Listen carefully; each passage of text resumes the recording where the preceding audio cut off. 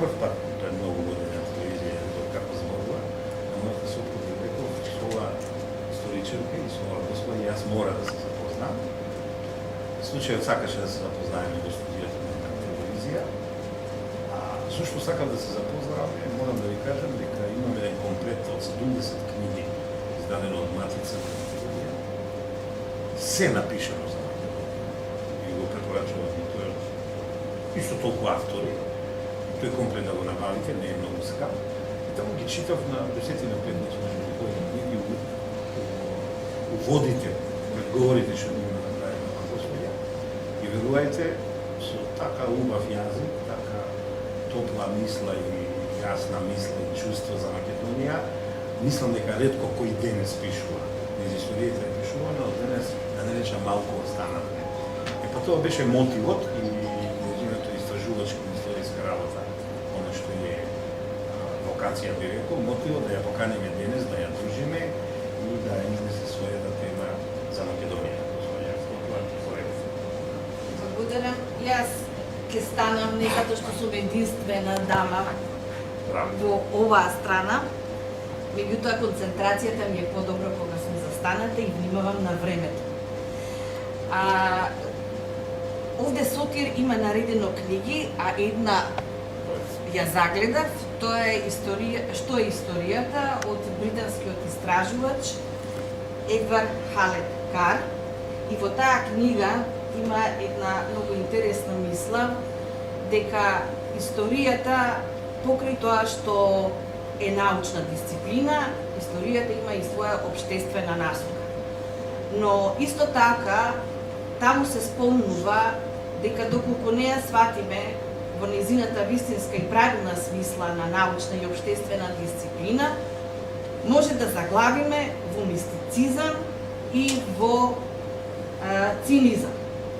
Ова денеска што ни се случува од аспект на политичкото делување кон науката, фактички е тој спомна мистицизам и цинизам, бидејќи, поедноставно да го кажам, оно што е напишано во таа книга, историјата или не може да даде некои соодветни одговори, па ќе ги бараме тие одговори надвор незината научна димензија, или ќе се дозволиме некоја си произволност во толкувањето на историските настави. Секако во таа книга се обработуваат принципите како се работи историја и бидејќи овде гледам историчари и мои професори, тие сигурно ќе ви кажат дека првата задача на историјата е да ги изучува причините и последиците. Бидејќи мојот колега Чепреганов спомна за Илинденско или Илинденско-преображенско востание, тоа е само една тема која што ни се наметнува од нашиот сосед. Кога велам сосед, мислам на бугарските историчари, но и на политичката конјунктура во таа држава. А јас се определив денес како историчар да посочам некои особености и процеси, со оглед дека мојот занает е да внимавам на причините и на процесите. Спомнатото востание беше израз на една подолгогодишна работа на теренот во Македонија и јас ќе ја детектирам за која Македонија зборувам. Зборувам за онаа Македонија која што во османлиски рамки представуваше едно географско, социјално, народносно и културно цело. Иако таа Македонија во османлиски рамки во 19 век во средината беше прикриена, односно незиното име е прикриено со создавање на административни области вилаети, Скопски и Косовски, Битолски и Солунски, меѓутоа генеричката моќ на името Македонија во ниту еден момент и во такви услови не е засегнато. Ова го спомнувам бидејќи зачетокот на тоа организирано ослободително движење, кој што свој резултат го имаше во 1903 година како востание, не е едноставен производ на историјата, едноставно требало да се случи и се случи. Не. а причините и последиците не воведуваат во почетокот на 19 век, иако можеме да следиме некои процеси и во 18 век. Во еден неформален разговор со Сотир дискутиравме како во претходните векови немаме проблеми со именувањата бугари, грци, власи, арнаути, а одеднаш веќе во 19 век се случува некоја ситуација на проблемско именување. Во 19 век, ако го проучуваме, забележуваме две големи движења. Тоа е романтизмот и национализмот, односно националните движења. Јас и секогаш велам дека почетокот на македонското прашање е точно од тој период, односно со работата на двајцата браќа, Димитар и Константин Миладинов. За да бидам историски прецизна, тоа е периодот од 1856-1860 година и го спомнувам овој период за да знаете колку е сурова политиката кон определени моменти на нашата историја. Јас сега нема да ви кажувам што било и како било со Димитар и со Константин, но како историчар морам да признам дека ние како историска наука не го отворивме тоа прашање и не одговоривме на зачетоците, односно на мобилизаторската народносна дејност на Димитар Миладинов или пак на патетичната приказна што ја доживеа Константин заради геополитиката. Тој период, јас апелирам до идна некоја власт која што ќе се занимава со наука и со истражување, да определи и луѓе, и време, и средства да се отпочне прашањето на Константин и на Димитар, бидејќи не само што геополитиката е сериозно таму внесена, меѓутоа таму почнува и првото народносно мобилизирање, односно, како што вели Константин, сето она што е прибрано во тој зборник, нестрекно именуван како бугарски, е знаењето, односно устното творештво на македонскиот народ во тој период и го отсликува степенот или е показателка на умственото развитие на нашиот народ. Бидејќи, ако почнам да објаснувам зошто е името така дадено, ќе треба целосна геополитичка историја да ви одржам, меѓутоа, ова нека биде провокација за натамошни истражувања, бидејќи она што професорот, односно академик Поленаковиќ го направил, е само едно отварање и не е доволно проучено. Или како што кажува Стружани, ако ние македонците при властите дававме по една кутија злато, фанариотите даваа по 10 кутии злато, тие двајца никогаш да не излезат. А знам од турските колеги, истражувачи, дека има неверојатна документација во турските архиви околу овој проблем. Овие двајца ги споменувам во рамките на она романтичарско движење, меѓутоа доаѓа се појавува еден учен човек, архимандритот Партени Зографски, ученикот на Димитар, кој што за прв пат прави една учена разработка на народниот македонски говор и дава своји мисли колку се различни македонскиот и бугарскиот, иако го насловува мисли за бугарскиот јазик. Овде веќе ќе се задржам на објаснувањето на атрибутот бугарски, меѓутоа едно да знаете дека Константин Миладинов своите песни во 1859 година ги именува како македонски песни.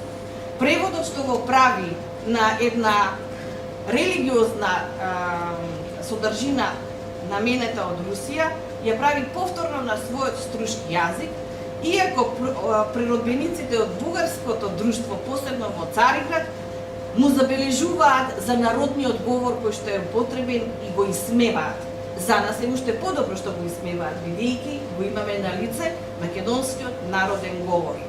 А оној исти Славејкој кој што му се смееше на Константин за јазикот, спомнува веќе во 1872 година дека во Македонија ни се случува движење кое што има јасна мисла околу создавање на посебна црковна организација, македонскиот народ се бара Охридската архиепископија, укината 1767 година, пак резултат на голема геополитика меѓу царска Русија и Австриското царство.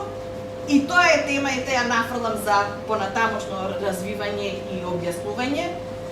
А исто така се случува и Кукушката унија, односно јадрото на македонската преродба ја бараме во градот Кукуш, бидејќи таму делува и Димитар Миладинов, таму се учениците негови Рајко Жизифов, Константин, и тука започнува целата она работа која што понатаму се надоврзува во унијатското движење.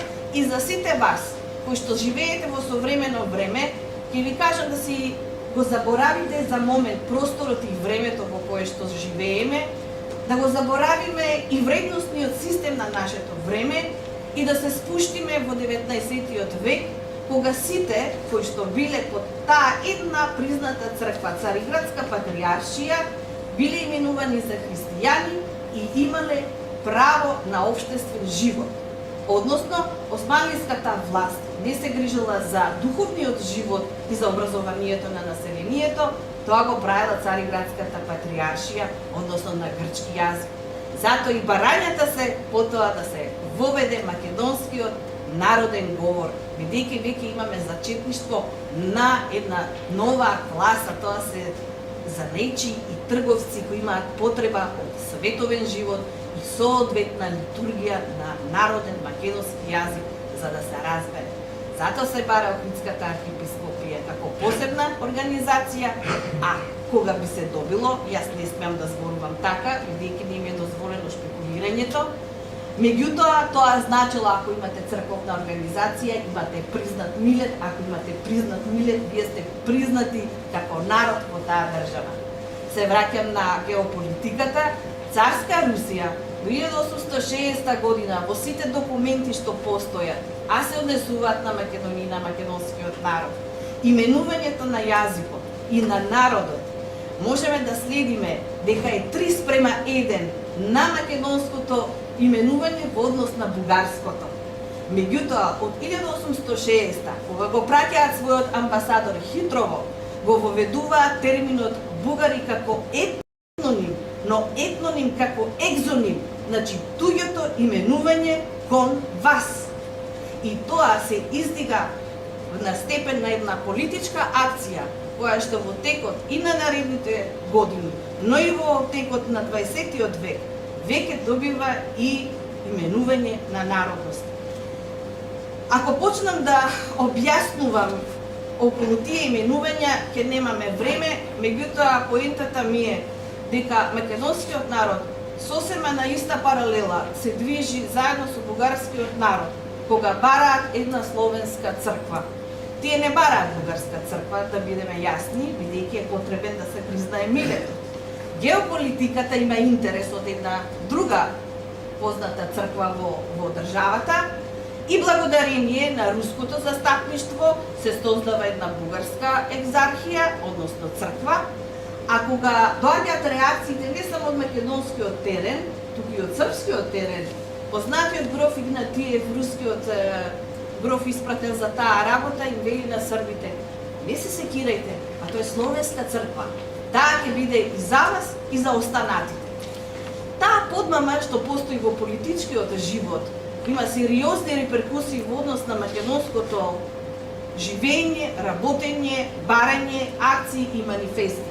Бидејќи затоа излегуваат во медиумите или печатените вестници тогаш македонско прашање. Македонско прашање во тој период значи децентрализација, признавање на особеностите во општинското работење, во црквата, во јазикот и во наставот. Од тука нашите колеги од другата страна никогаш не навлегуваат во длабочинското значење на определени термини или пак процеси, бидејќи нив им е многу потребно да се држат до површината. А има еден исто така многу учен човек, познат Квентин Синклер, кој вели: ако се обидете денешните вредностни системи да ги пренесете во друго време, тоа се вика парахиерархиализам. И вие не можете со вашите сваќања да нурнете во тој век и да му го дадете значењето и вреднувањето на тие термини. Ова го кажав за да бидам многу пократка, а и појасна во однос на терминологијата бугарин, грк, влав, арнаутин. Затоа на нам, историчарите, ни се потребни компаративните пристапи, вреднување на многу извори, па дури и несогласувања, бидејќи на тој начин ние доаѓаме до потребната вистина како занаечи да ја определиме во однос на време, значење и толкување.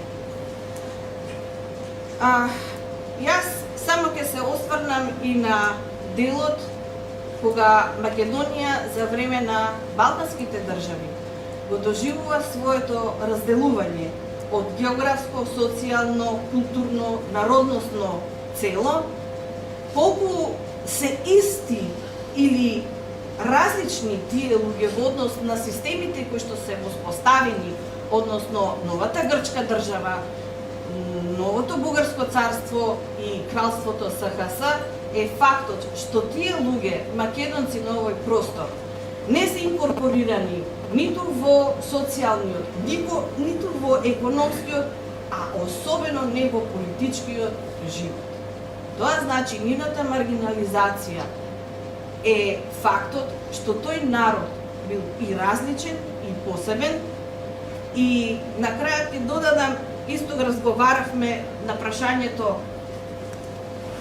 кој создава или кој пишува историја. Историја создава народ, а тој е македонскиот народ.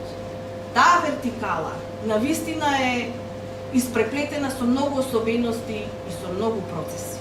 Јас само ви нафрлив некој.